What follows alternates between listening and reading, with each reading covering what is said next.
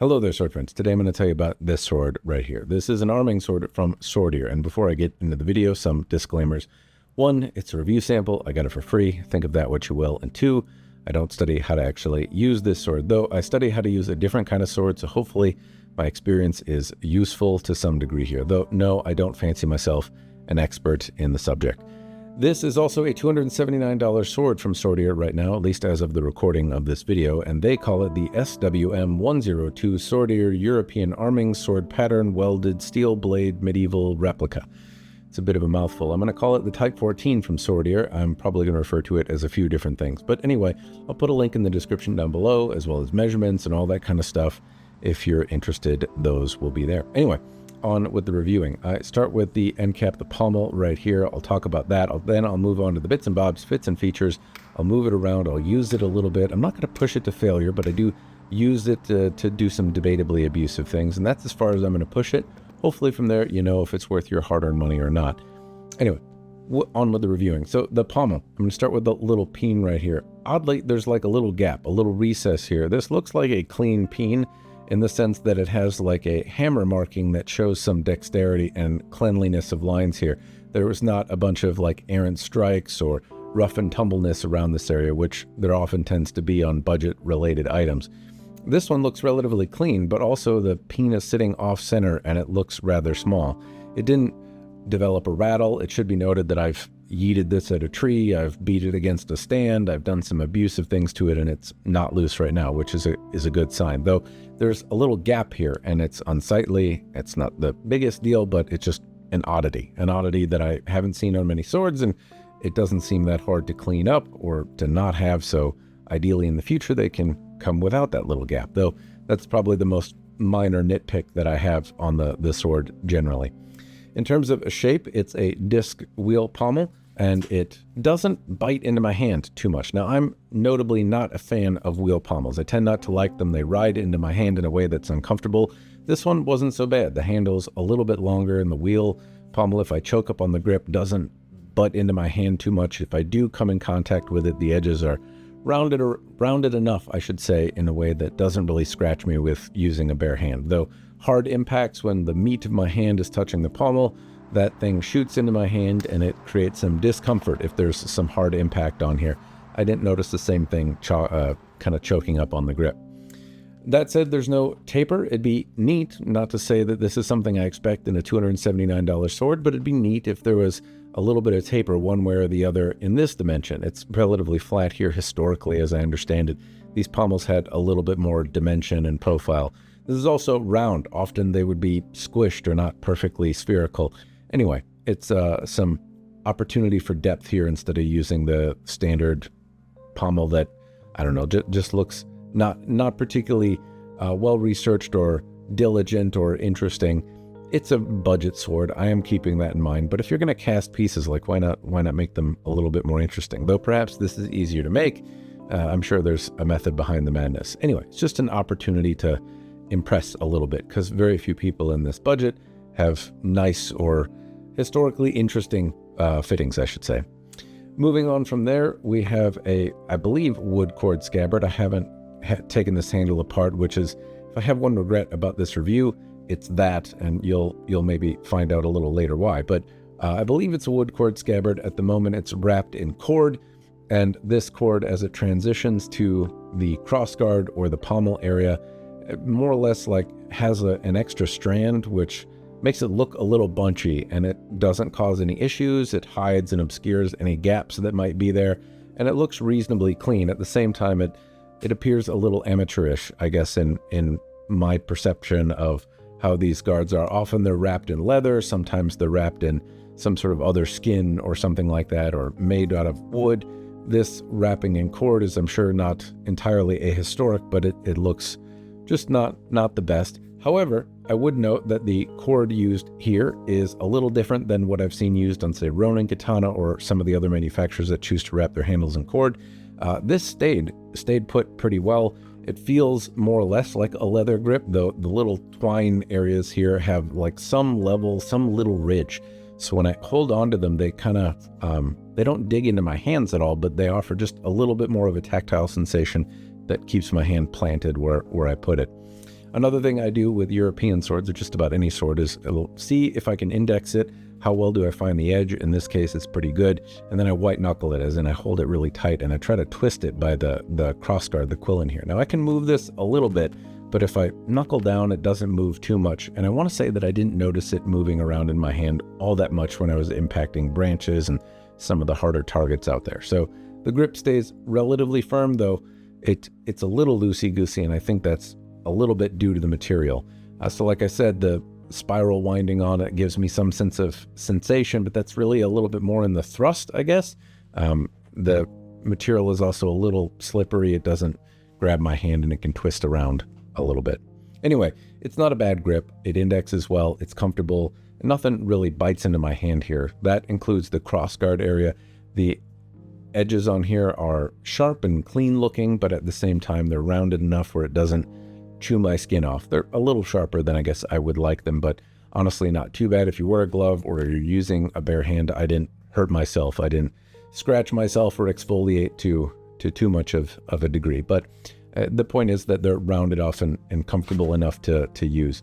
I also like the shape of the crossguard. It's a handsome looking shape. It's relatively classic. It's also got a little bit of dimension. It swells out here in the middle where this central ridge is.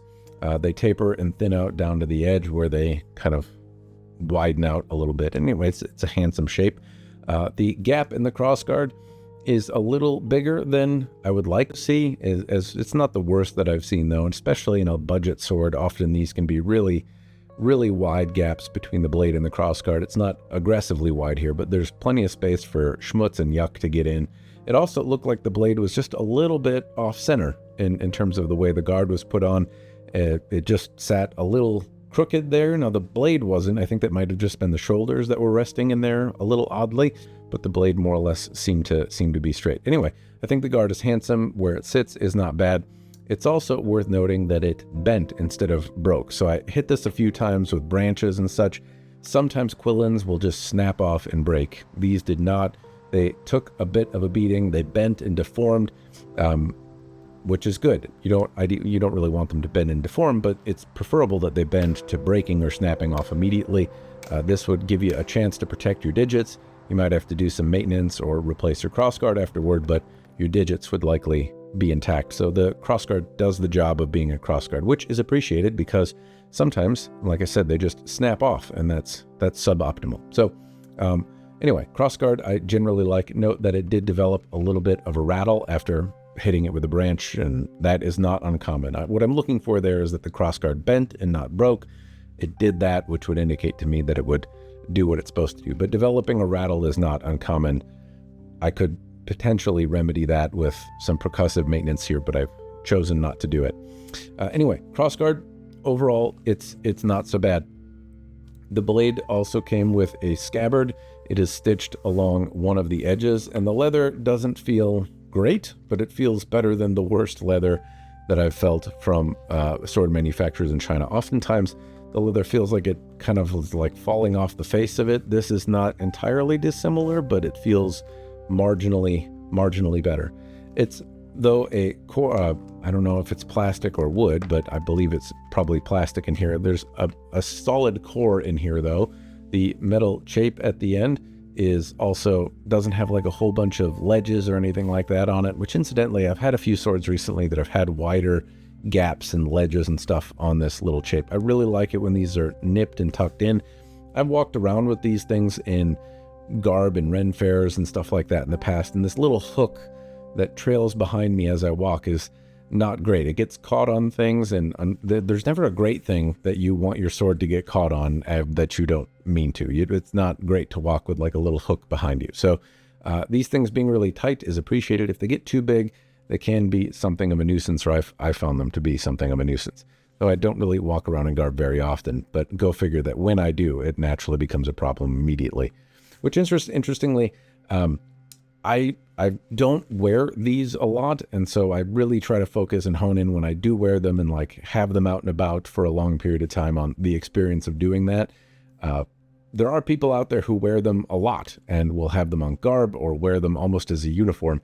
I don't know about this one, but wear swords in general. Those are folks that like Renfest, and the amount of wear and stuff they take can be vastly different to somebody who just brings them out and wears them occasionally or plays dress up with them, more or less. If you end up wearing these things a lot, like how well they hold up and how much of a nuisance they are is an interesting facet that I often don't get to appreciate. Incidentally, if you wear something like this, whether you work at a Renfest or you have cause to wear a sword frequently, is this a problem for you? I'd be interested in the commentary down below if there are people that wear them a lot, what they find particularly comfortable or uncomfortable about wearing swords, and European ones in particular, and the harnesses and all the different ways to put them on. Anyway, this did come with a belt. It was not great. It slid around. I preferred just not having it on altogether. I'm not even showing it because it was technically a thing that would adhere to my waist, but it didn't seem particularly fantastic. And that's not to, I'm not really throwing, that's a lot of shade. I don't mean it to be, though. This is a relatively inexpensive sword. $300 is not nothing. It's a little less than that, but it's not a $50 sword, right? But nor is it a $500 or $1,000 sword, which many of the competition in this Type 14 variety are. So it's not super expensive. I'm not expecting it to come with a great scabbard or belt. The fact that it comes with one is great. The fact that it comes with a belt is good. I wish it were better, but it doesn't have to be. I understand they're very budget conscious things, and you do get a lot for it, but I can't say I liked it. Anyway, moving on with the rest of the scabbard. Wood core, leather covered. It's not bad. It holds the sword. It actually has really good retention. Little tug will get it to come out, but if I put the sword in, it doesn't fall out when turned upside down, but it's also really not stuck in there. I've had no problem using it in the winter or in the summer. There's varying degrees of humidity and temperature in Minnesota.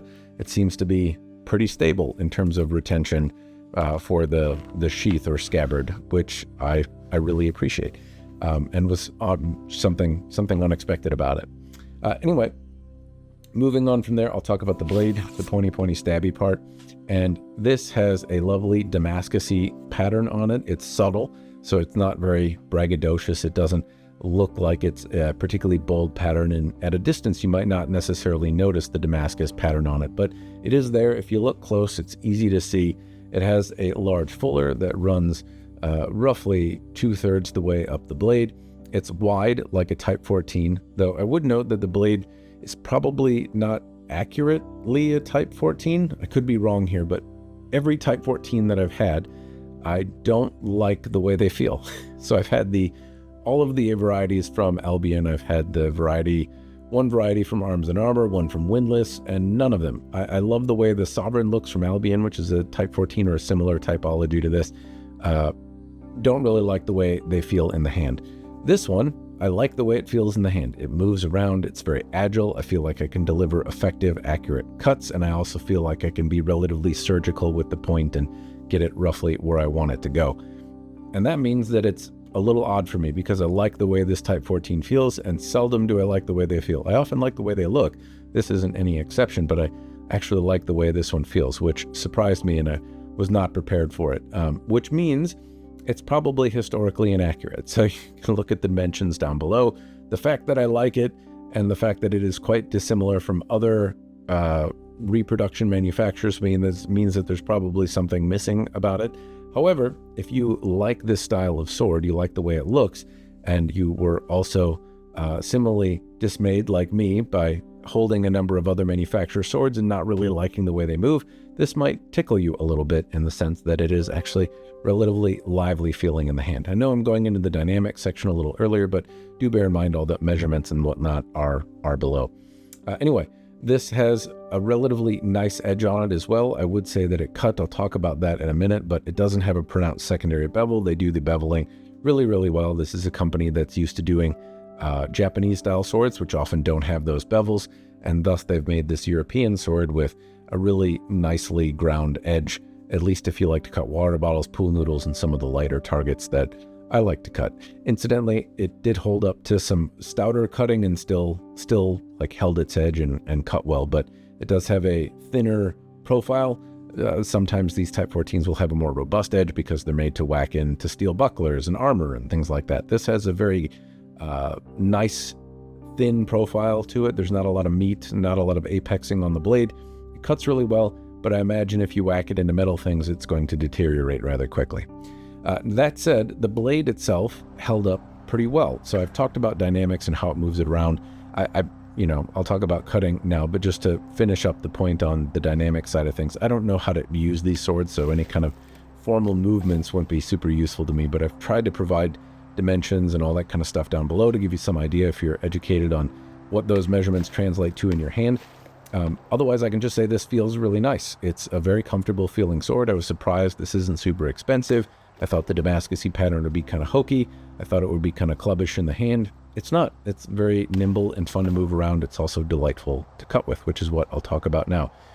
So it surprised me that without honing the edge, without doing anything, it just popped pool noodles apart. It popped water bottles apart. It did cutting in a way that I thought was impressive. And when I took it to more robust targets than pool noodles and some of the softer things, it also sheared through those very quickly. I tried a Tommy mat. I cut that straight away. It was just a very effective little cutter. And I was cutting with some other European swords, and I really struggled to cut through targets that this one did. So I was playing with other Albions at a different cutting event. I cut a number of things over a number of days with this sword, and it was very effective. I was just very surprised at how easy it moved through some of the light to medium targets. Other people would pick it up as well, and because it's lively and fun to move in the hand, and it kind of feels like you can be accurate with it, it's not clubbish. It feels like an extension of your arm rather, not something that you have to necessarily really study to know how to move. It feels like a stick in your hand, but a little bit more. Other people really like cutting with it as well. My daughter liked cutting with it. Other people at the cutting event like cutting with it. And I thought it was funny to have swords that were, much more expensive than this laying about, and, people kind of gravitating towards this one because it was just more nimble in the hand and seemed to be a more successful sword to cut with. That's also not just because it's light, but because it also has a very thin and keened up edge here, which they did a good job at. Anyway, cutting harder things, though, led to a little bit of a difference here. So it didn't diminish cutting beer cans, it didn't diminish when I cut branches, and it didn't bend when I slapped it on my stand. But it did, well, the blade didn't bend, I should say, at least in the sharp part of it. However, the blade did take a cant at the tang, and this is something that I've seen as a problem area for a number of manufacturers, is the tang area. And unfortunately, there's no exception here. The tang area underneath here is where the sword is bending. I don't know how it's heat treated or finished off here because I haven't taken this apart. I haven't removed it or taken the handle off so I can expose the tang, which is maybe the thing I regret about this. I was hoping to have a sword that I liked moving around, that I could use as a comparison piece in other videos, but bending at the tang gives me concern about the tang, and I'd like to show it to you, but I also don't want to break the handle apart. So I would say, though, that this is a problem. It shouldn't have bent at the tang. I was slapping kind of center of percussion area of the sword. Bending at the blade would not be ideal, but would be more acceptable, I guess, than bending at the tang right here. So this suggests to me that if I were to proceed with some more aggressive testing, that the blade is probably going to break apart at the hilt. Though do know all the abuse that I've put to it up until this point. I haven't been gingerly with it. I've hit it on a lot of things, and whacking it on the stand is intended to bend it. If it's going to bend anywhere, then it tends to bend when I do that test. Bending at the hilt, though, is just not a great result, and that would suggest that if I did some more kind of armor-esque kind of fighting, if I were to hit it into more steel targets, more branches, more things that create a lot of shock in the sword, that it's very likely that I would see this area fail first. So I bet if I brought it the Croquet Stake of Doom, the tang would break and not the blade. It feels pretty stable here. It's held up pretty well, but this is concerning, I would say. Anyway, that is all I can really share with you in terms of moving it around. You've seen close-ups of the bits and bobs, fits and features. You've seen me move it around. You've seen me cut stuff with it, both normal and debatably abnormal. And so hopefully at this point you have some idea if it's worth your hard-earned money or not, but it's time for me to answer that question myself. And short answer is yes. Despite the little failure here, if I think of this as a sword to cut water bottles, pool noodles to Tommy mats in the backyard, and I'm not going to intentionally try to bend it, I'm not going to do any kind of armored fighting, which admittedly this historically may have been used in, but that's not what I'm going to do with it. It held up fine. It had an edge that was great, and I really like the feeling of this one more than I like the Type 14 from Windlass. It's much less expensive than Dark Sword Armory, and there's just not a lot of options quite like this. I like this in proportion more than the Depica Castilian variety that I tested, which is not the same, but is similar. It also held up better than the Windlass. I didn't test the Windlass Type 14, but then the the windless Battlecry Viking sword, and it helped, I whacked branches and the tip didn't fly off like the Depika one. So in this budget area, you can't expect the world. I think you do get a fine feeling sword here. It's got a lovely Damascus pattern, a good keen edge. It comes with a scabbard. It's fun to move around. And I think for that, you get something worth $300, at least in my mind. I do think that there's opportunity for improvement, though. I'd love to see them shore these things up, improve the pommel, maybe change the leather on the grip, close the gap in the crossguard, fix whatever issue is causing the tang to bend under pressure, and maybe come up with a cooler belt system or disregard it altogether. Anyway, all those things combined, it would be a real game changer if you got everything for nothing, right? But as it is, I do think it's compelling, and it's a much less expensive sword than some of the other stuff out there, and it gives a decent value in my mind, despite its shortcomings. If you want to do armored combat, though, I'd probably suggest you look elsewhere. Anyway, that's what I've got. Thanks to the folks at Swordier for sending this my way. Hopefully you found the review interesting. Cheers, and thanks for watching.